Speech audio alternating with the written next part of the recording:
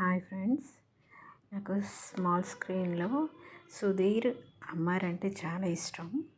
అమర్ ఉంటే ఆ షో కంపల్సరీగా చూస్తా. ఇంకా సుధీర్ ఉంటే అది ఎప్పుడు వస్తుందా, ఏ రోజు వస్తుందా అని వెయిట్ చేస్తూ ఉంటా.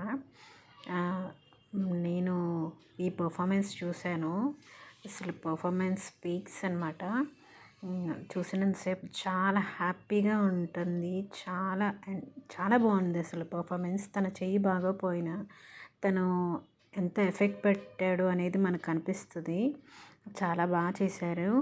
నైనిక చాలా సపోర్ట్ చేసింది. Thank you Nainika.